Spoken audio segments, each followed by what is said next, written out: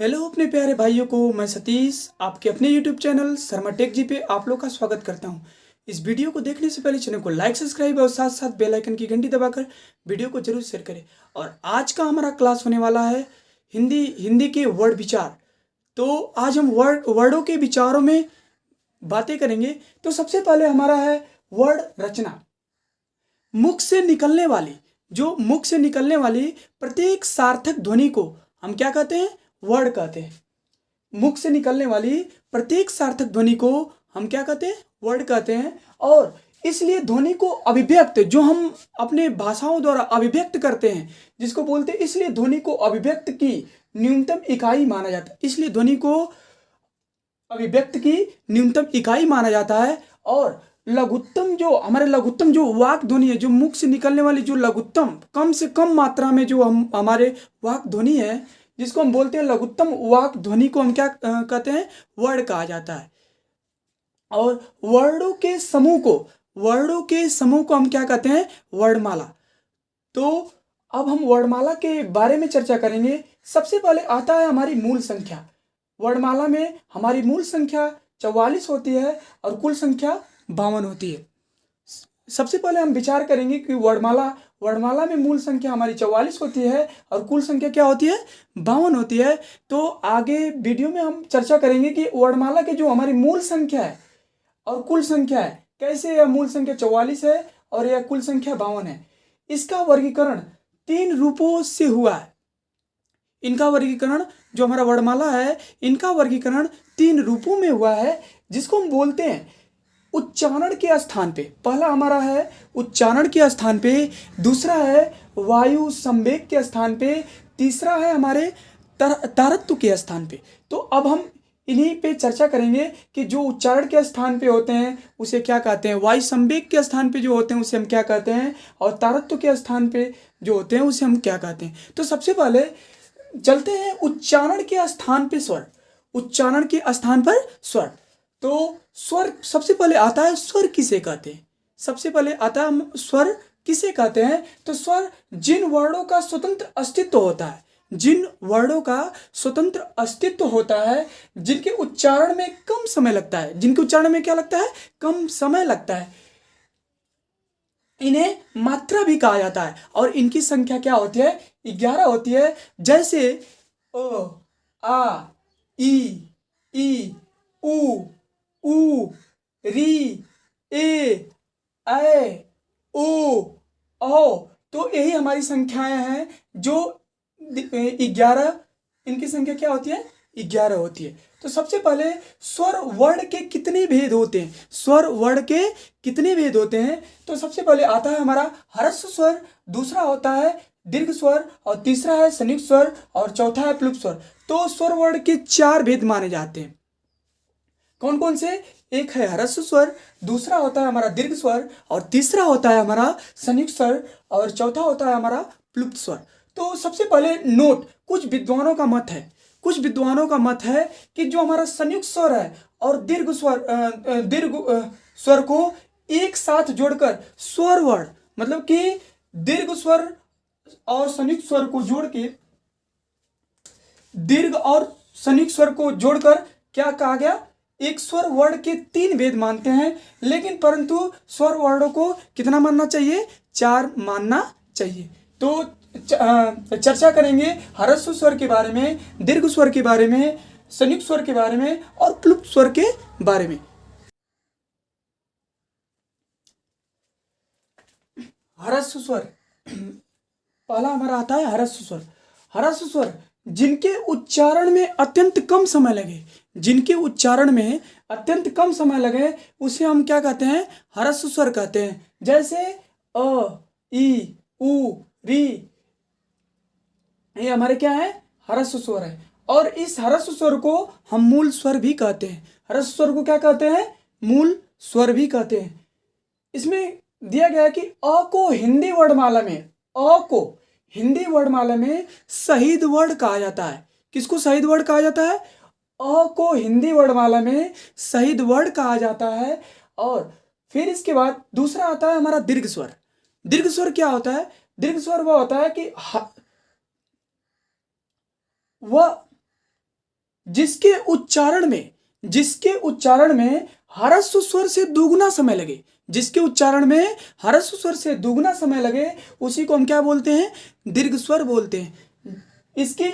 इसकी जो मूल संख्या होती है वह 3 होती है और कुल संख्या क्या होती है? 7 होती है। क्योंकि दीर्घ स्वर और संयुक्त स्वर को मिलाने पे टोटल हमारी कुल संख्या क्या हो जाएगी? 7 हो जाएगी। लेकिन दीर्घ स्वर को मुख्य रूप से 3 ही माना जाता है, जिसको यहाँ पे लिखा गया है कि इसकी मूल संख्या क्या होती है? 3 और कुल संख्या क्या होती है? 7 होती है।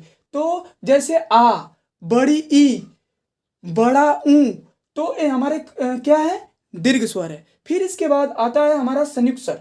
संयुक्त स्वर किसे कहते हैं? जो स्वर वर्ड दो स्वर वर्डों से मिलकर बनते हैं। जो स्वर वर्ड दो स्वर वर्डों से मिलकर बनते हैं, इनकी संख्या क्या होती है? 4 होती है। उसी को हम क्या बोलते हैं? संयुक्त स्वर। जैसे ए, ऐ, ओ, औ। और इससे पहले मैंने बताया था कि दीर्घ स्वर और संयुक्त स्वर को जोड़ के क्या बनता है? वर्ड शब्द बनता है। तो इसलिए इन दोनों को मिलाकर कुल संख्या कितनी हुई? 7 हुई। तो इसलिए मूल संख्या हम दीर्घ स्वर में 3 होती है और कुल संख्या जो है 3a और 4a, टोटल मिलकर कितनी हो जाएगी? 7 हो जाएगी। तो सबसे पहले आप जानेंगे कि संयुक्त स्वर जो बनता है किससे, कौन और दो स्वर वर्ड है किनसे मिलकर वो बनता है। जैसे हमारा ए आ गया, तो ए जो है, ए शब्द बनता है अ या आ प्लस ई या बड़ी के मिलने से क्या बनता है? ए बनता है। नेक्स्ट आता है हमारा अ प्लस ए से मिलकर हमारा क्या बनेगा? अ बनेगा। या फिर आ प्लस अ से मिलकर क्या बनेगा? अ बनेगा। नेक्स्ट है जो हमारा ओ है। ओ किन किन दो वर्डों से मिलकर बना होता है? देखते हैं। जैसे अ प्लस ऊ मिला देंगे तो हमें क्या मिलेगा? क्या बनेगा? ओ बनेगा। इसी तरह अगर मैंने आ प्लस बड़ा ऊ को जोड़ दें तो क्या मिलेगा? हमको क्या प्राप्त होगा? ओ प्राप्त होगा। इसी तरह नेक्स्ट है हमारा औ जो है, अ प्लस ओ से मिलकर क्या बनता है? अ प्लस ओ से मिलकर क्या बनेगा? औ बनेगा। क्या बनेगा? औ बनेगा। इसी तरह आ प्लस औ मिलकर क्या बनेगा? औ बनेगा। तो यही हमारे कौन से स्वर हैं? संयुक्त स्वर होते हैं। जैसे ए हो गया, आय हो गया, ओ हो गया, औ हो गया। और टोटल जो हमारा दीर्घ स्वर और संयुक्त स्वर को मिलाने से एक वर्ड स्वर का निर्माण होता है। तो इसी तरह इसकी मूल संख्या क्या होती है? दीर्घ स्वर की मूल संख्या क्या होती है? 3 होती है। लेकिन इन दोनों को मिलाने से इनकी कुल संख्या क्या हो जाएगी? दीर्घ स्वर और संयुक्त स्वर को मिलाने से इसकी कुल संख्या क्या हो जाएगी? 7 हो जाएगी। इसी प्रकार हमारा चौथा होता है हमारा प्लुप्त स्वर। प्लुप्त स्वर किसे कहते हैं? प्लुप्त स्वर ह्रस्व में 3 गुना अधिक समय लगे। ह्रस्व स्वर से 3 गुना अधिक समय लगे, इसी को हम क्या बोलते हैं? प्लुप्त स्वर बोलते हैं। जैसे इसकी संख्या क्या होती है? 1 होती है। जैसे ओम का उच्चारण हो रहा है, तो इसलिए इसमें क्या होता है कि ह्रस्व स्वर से कितना समय लगता है? 3 गुना समय लगता है। जैसे ओम, तो ये हमारा प्लुप्त स्वर है। और नोट में हमारे कुछ विद्वान हैं, उन्होंने कहा कुछ विद्वान प्लुप्त स्वर वर्ग को जोड़कर इनकी संख्या क्या बताते हैं? 12 बताते हैं। क्योंकि स्वर कितने होते हैं? 11 होते हैं। लेकिन कुछ विद्वान प्लुप्त स्वर वर्ग को जोड़कर इनकी संख्या क्या बताते हैं? 12 बताते हैं। और कुछ विद्वान दीर्घ में जैसे री तथा ली को जोड़कर स्वर वर्णों की संख्या क्या मानते हैं? 14 मानते हैं। और री का उपयोग किस काल में हुआ था? वैदिक काल में हुआ था। री का उपयोग किस काल में होता है? वैदिक काल में होता है। इसलिए उसको जोड़कर 12 बताते थे। लेकिन री तथा ली को मिलाकर टोटल कितनी संख्या कर दी गई? 14 कर दी गई। और परंतु हिंदी में स्वर वर्णों की कुल संख्या कितनी मानी जाती है? 11 मानी जाती है। अंग और अ न ही स्वर है और न ही व्यंजन है। अंग और अ न ही स्वर है और न ही व्यंजन है। अंग को क्या बोला जाता है? अनुस्वार बोला जाता है। अंग को क्या बोलेंगे? अनुस्वार बोलेंगे। और अ को क्या बोलेंगे? विसर्ग बोलेंगे। जिसको बोलते हैं अ को अयोग्य या नपुंसक वर्ड। क्या बोलते हैं यहाँ को? अयोग्य वर्ड या तो नपुंसक वर्ड। अब चलते हैं व्यंजन वर्ड। व्यंजन वर्ड स्वर तो मैंने पढ़ लिया, अब चलते हैं व्यंजन वर्ड के बारे में जानकारी लेंगे। जिन वर्णों का स्वतंत्र अस्तित्व नहीं होता, जिन वर्णों का स्वतंत्र अस्तित्व नहीं होता है, जो हमेशा स्वर वर्णों की सहायता से बोले जाते हैं। कहने का मतलब यही है कि जिन वर्णों का स्वतंत्र अस्तित्व नहीं होता, जो हमेशा स्वर वर्णों की सहायता से बोले जाते हैं, उन्हीं को क्या बोलते हैं? व्यंजन वर्ड बोलते हैं। और व्यंजन की मूल संख्या जो होती है 33 होती है और कुल संख्या होती है 39 होती है। अभी चर्चा करेंगे 33 कैसे होती है और 39 कैसे होती है।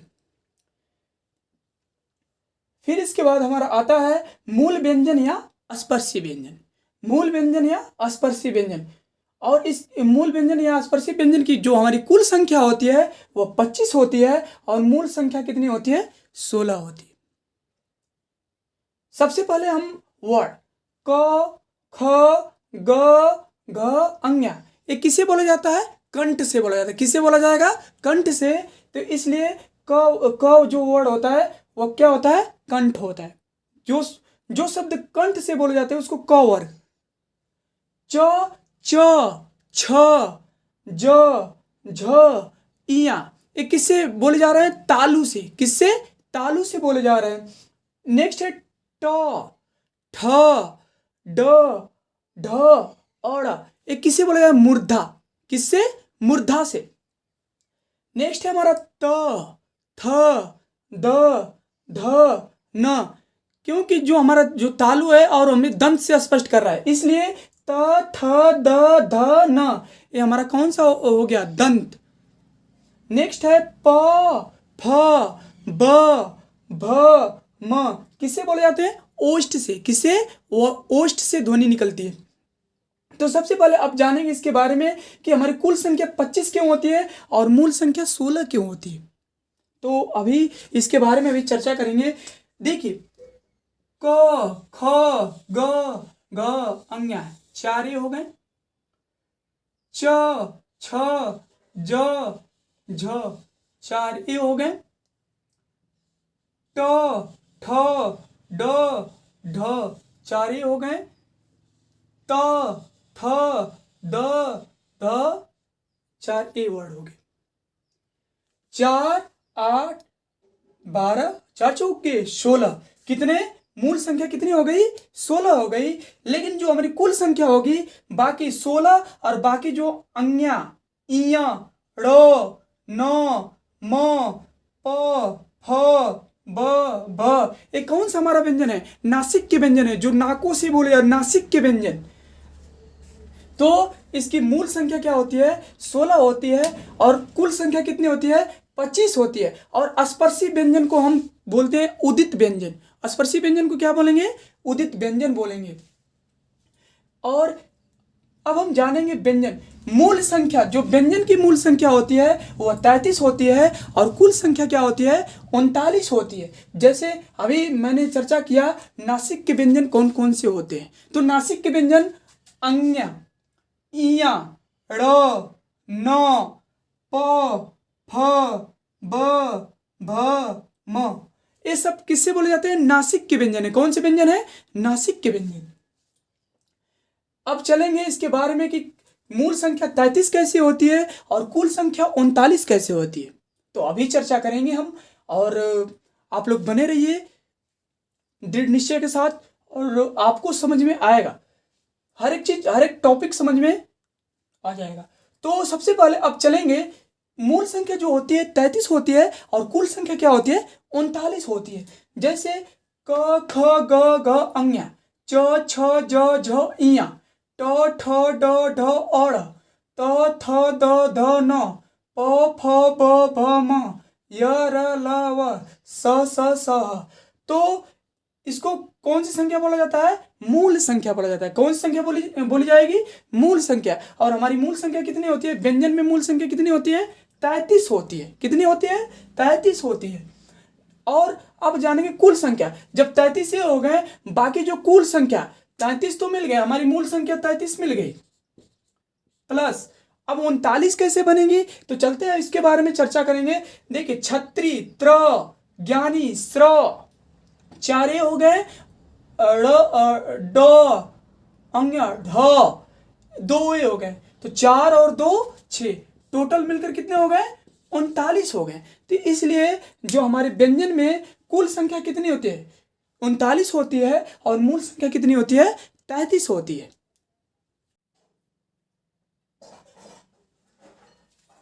व्यंजन के भेद, व्यंजन के भेद, व्यंजन के भेद 6 प्रकार के होते हैं। पहला होता है हमारा स्पर्श व्यंजन, दूसरा होता है हमारा अंतस्थ व्यंजन, तीसरा होता है हमारा उष्म व्यंजन, चौथा होता है संयुक्त व्यंजन, पांचवा होता है द्विगुण व्यंजन, और छठा होता है वैदिक व्यंजन। तो सबसे पहले हम स्पर्श व्यंजन के बारे में जानेंगे। तो हमारा स्पर्श व्यंजन है क से म तक, क से लेकर म तक, उसकी मूल संख्या क्या होती है, 16 होती है, और कुल संख्या कितनी होती है, 25 होती है। अभी इससे पहले मैंने बताया स्पर्श व्यंजन के बारे में। अंतस्थ व्यंजन, अंतस्थ व्यंजन जिसको बोलते हैं स्पर्शी व्यंजन या उदित व्यंजन, और इसमें अंतस्थ व्यंजनों की मूल संख्या जो होती है 4 होती है, जैसे य, र, ल, व। उष्म व्यंजन, इसमें भी मूल संख्या कितनी होती है, 4 होती है, स, स, स, ह।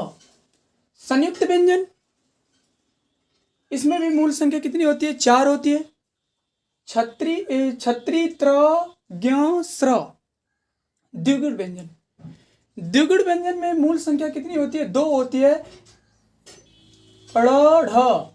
वैदिक व्यंजन, वैदिक व्यंजन में मूल संख्या कितनी होती है, 1 होती है, और ये जो हमारी वैदिक चिन्ह है ये क्या है, यह एक मराठी भाषा में इसको लिखा जाता है।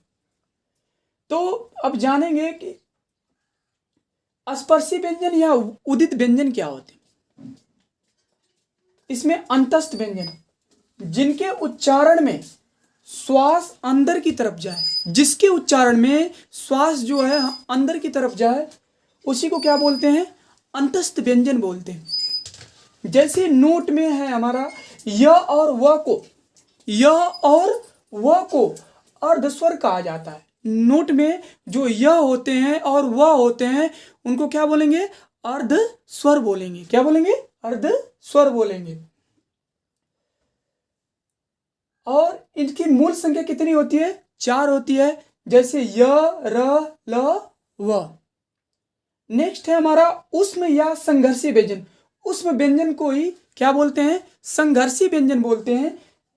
जैसे जिनके उच्चारण में, जिनके उच्चारण से शरीर में क्या हो, गर्मी महसूस हो, गर्मी आ जाए, जिनके उच्चारण में, उच्चारण से शरीर में गर्मी आ जाए, उसी को क्या बोलते हैं, उष्म या संघर्षी व्यंजन।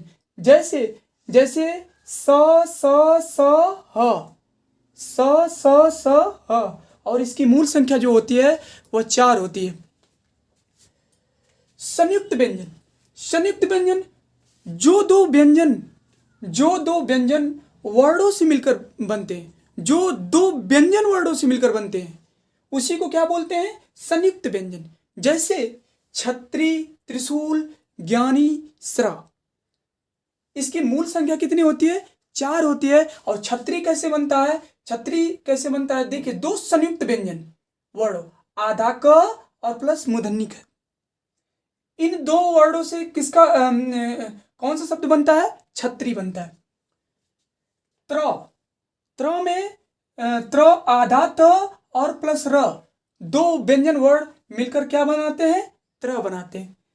ज्ञानी, ज्ञानी में इसमें भी 2 व्यंजन वर्ण हैं, आधा ज और प्लस इया, क्या ये दोनों वर्ड मिलकर क्या बनाते हैं, ज्ञानी बनाते हैं। स्र, स्र में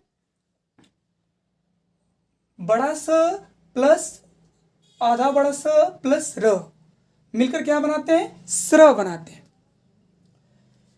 नेक्स्ट है हमारा द्विगुण व्यंजन। द्विगुण व्यंजन क्या होता है, जिन व्यंजन वर्णों में, जिन व्यंजन वर्णों में 2 व्यंजन वर्णों का गुण हो, जिन व्यंजन वर्णों में 2 व्यंजन वर्णों का गुण हो, उसी को क्या बोलते हैं, द्विगुण व्यंजन बोलते हैं। और द्विगुण व्यंजन को उच्छिप्त व्यंजन बोलेंगे, आगत व्यंजन बोलेंगे, निर्मित व्यंजन बोलेंगे। मतलब कि इसी द्विगुण व्यंजन को उत्क्षिप्त व्यंजन, आगत व्यंजन और निर्मित व्यंजन बोलते हैं। और इसकी जो मूल संख्या होती है वह 4 होती है, जैसे ड़ ढ।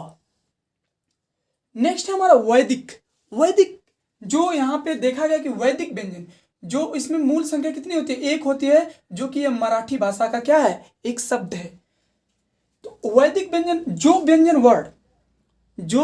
वर्ड केवल वेदों तक ही सीमित रह गया, जो व्यंजन वर्ड केवल वेदों तक ही सीमित रह गया, इनका हिंदी में प्रयोग नहीं होता।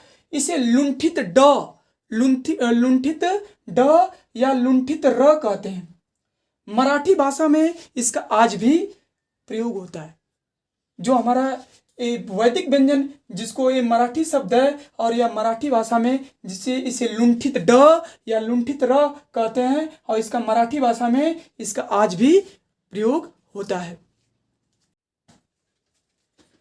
हिंदी में फारसी भाषा के 5 वर्ड, हिंदी में फारसी भाषा के 5 वर्ड क, हलन, ख, ग, ज, फ, ये हमारे हिंदी में ये फारसी भाषा के शब्द हैं।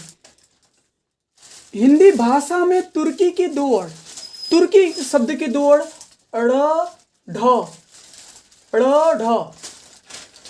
हिंदी भाषा में अंग्रेजी भाषा के 1 वर्ड है, हिंदी भाषा में अंग्रेजी भाषा के 1 वर्ड है औ या आ,